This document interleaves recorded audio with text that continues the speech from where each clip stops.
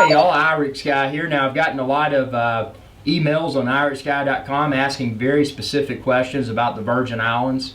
Where should I go? Where should I stay? Blah, blah, blah. So what I'm going to do, I'm going to break it all down within this video, the best way to experience the Virgin Islands. Now, keep in mind, this is not just the best way from getting to see it all and having a good time perspective. This is the best way from a financial perspective too. So I'm going to go with a few assumptions here. I'm going to assume that you will be traveling by way of airplane and you will be flying out of the United States. So with that being said, let's go ahead and get started. The first thing I would do is I would start shopping for not only a place to stay, but also an airline ticket far in advance, because you're likely going to get a better deal. Not so much with the airline ticket, but with the place to stay you probably will. And keep in mind, the Virgin Islands is a very small place, so as it gets closer to time, the availability of places to stay becomes more limited. What I would do as far as flights concerned, I would definitely recommend going through, if you're on the East Coast or somewhere, I would probably go through Charlotte. Charlotte seems to have a very good connection to Cyril E. King Airport, which is on St. Thomas. That's where I would recommend flying into. And the reason I would recommend flying into St. Thomas is that when you fly into St. Thomas, and by the way, where I would rent a car, I would not rent a car, I would rent a Jeep, because you're going to want that four-wheel drive on St. John. I would rent a Jeep from Discount Car Rental in the Virgin Islands, and you can check this video's description for a link to where you can find them. Tell them that IrixGuy's Adventure Channel sent you. They're awesome because they will literally meet you. And keep in mind, Cyril E. King Airport in St. Thomas is a very small airport, but they will literally meet you in front of the airport, literally 20 feet in front of baggage claim to pick you up, take you. It's probably a 3-minute ride down the road to Discount Car Rental, so you can sign the papers, get your Jeep, and be on your way. And see, then you can take that Jeep on the car ferry, which is in Red Hook. So basically you just stay on the coast. Very nice drive, very easy drive. Stay on the coast, go through Charlotte and Molly, that's the downtown area where the cruise ships are and all the duty-free shopping, and just keep going to Red Hook, and you'll hit the car ferry, and that car ferry will let you go over to St. John. I definitely recommend renting the place you're going to stay on St. John as opposed to St. Thomas. I've stayed on both. I've stayed on St. Thomas, overlooking Magens Bay, awesome place, awesome view. I've also stayed on St. John, overlooking Great Cruise Bay, more awesome place. A view probably about the same, if not better, and had a pool there. So there's a lot of options. Now the reason I would suggest staying on St. John versus St. Thomas is that what you're going to find when you're in the Virgin Islands is that you're going to enjoy a lot of beaches. Now the St. John has the national park, which is just very real looking beaches. They don't have all the stuff built up around them. It's just very natural, and that's because it's in the national park.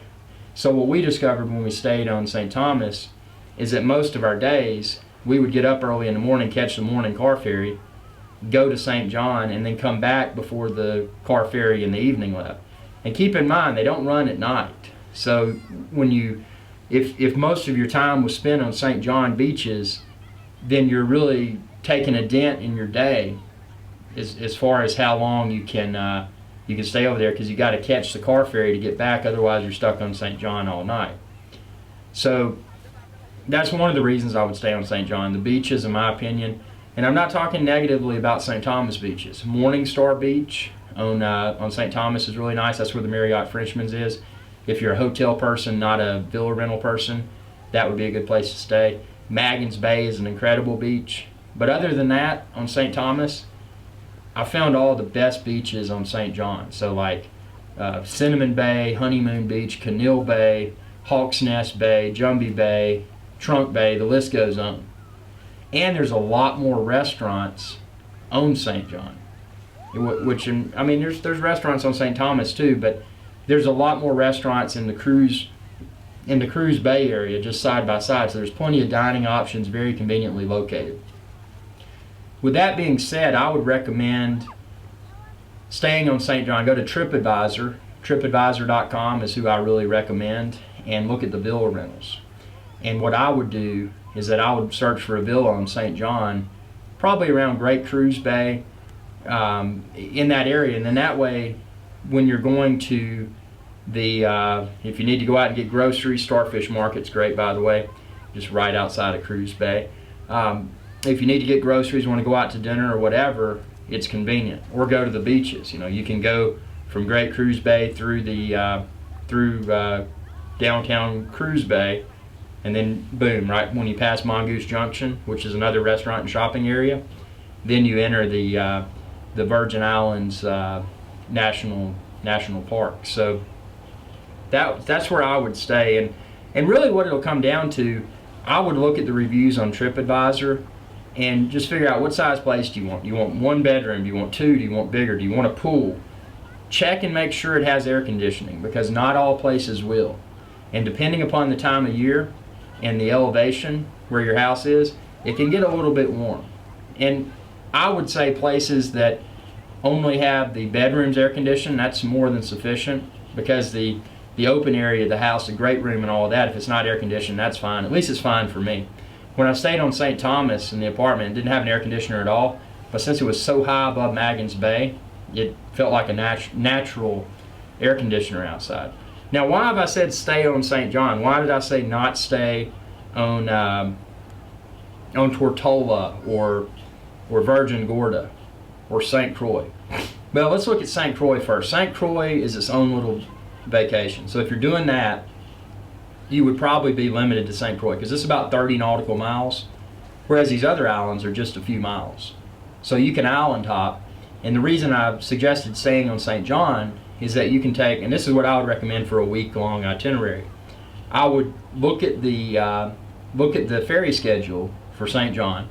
I would identify one day to go to Virgin Gorda. That's where the baths are, Devil's Bay, really cool place. Basically, you take a people ferry from St. John. It takes you to Virgin Gorda.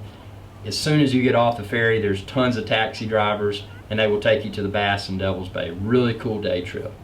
And likewise, when you leave, they're there to take you back to the ferry. Super, super nice. And another day I would devote to going to Joost Van Dyke. And again, you take the ferry from St. John, you go to Joost Van Dyke. Plenty of taxis waiting for you. Easy to get to Soggy Dollar Bar on White Bay, which is one of the best beaches in the world, in my opinion. And again, when you're ready to leave, just take a taxi back. Super simple. So that's 2 of your days on the other islands. Now, those are British Virgin Islands, so you need to be sure that you have your passport, because if you don't, you're not going to be able to go to those. Now, what I would do for the rest of the days, obviously, I would just explore the beaches on St. John. Plenty of awesome beaches, some of the best beaches down there. And then one other day to get out and see the other places, I would do a charter. Now, I recommend Captain John out of St. John, Palm Tree Charters. And he will let you choose where you want to go. What I would recommend with him, I would definitely do Norman Island, which is a British Virgin Island. And there's a place there called Willie T. Really awesome fresh seafood. You can jump off the back of the boat, awesome drinks. And I would also go to the Pirate's Bite, which is right around the corner on Norman Island. Keep in mind, Norman Island is only accessible by boat. So that would definitely be something, and they don't have a ferry service that runs there. So that would definitely be something you would want to do with Captain John from Palm Tree Charters. And then also, if you're a snorkeler, use Captain John. Go to part of that day trip with Captain John. Say, hey, let's go to the Indians. Really small group of islands that are just a great snorkeling spot. And there's all kinds of stuff like that. That sandy spit, just a piece of sand. And you can check out the videos. I've videoed these places on IrixGuy's Adventure channel. So just search for the terms on youtube.com/IrixGuy that I've just mentioned, and you can find videos and watch and see for yourself how awesome it is. One other thing I would recommend doing before heading down, I would pay the $50 or whatever the airline may charge to check a bag in addition to your carry-on. And the reason I would do that is that I would put non-perishable food items in there. So breakfast bars, Pop-Tarts, that sort of stuff. Seasoning, if you're going to grill out, maybe you're going to get some fish or some chicken or whatever, take your seasonings and all that. And that way that's going to save money. And also check with your with your villa to see if they have toilet paper and stuff like that. Some of them have it included, some of them don't. The objective is to take as much as you can, staying under the check bag weight requirement that the airline has, and take as much as you can because it's going to save money. Because groceries on average on the islands are anywhere from probably 15% to 25% more on most items, because most items are imported, and that jacks the price up. So just another way to save money. And the good thing about the Virgin Islands, if you want to go down there and experience a lot of goodness and not spend a lot, you can do it by planning ahead. Just like I mentioned with taking some groceries, non-perishable groceries, and staying in a villa versus a resort or a hotel.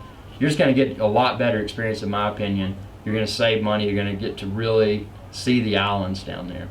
Now, another place that I've also stayed is Peter Island. It's a private resort, private island. Again, that's a really cool place. But if you're there, you're going to remember you're going to be pretty much confined to that island, which is awesome. It's one of the best islands down there, in my opinion. But that would be a resort only type destination. It wouldn't be a villa rental. So shoot me any direct questions that you have. I'll do my best to answer. Again, I love the Virgin Islands. One of my favorite groups of islands to visit. So thanks for watching. Be sure to subscribe, youtube.com/IrixGuy, and enjoy all of Captain IrixGuy's videos. Y'all have a good day.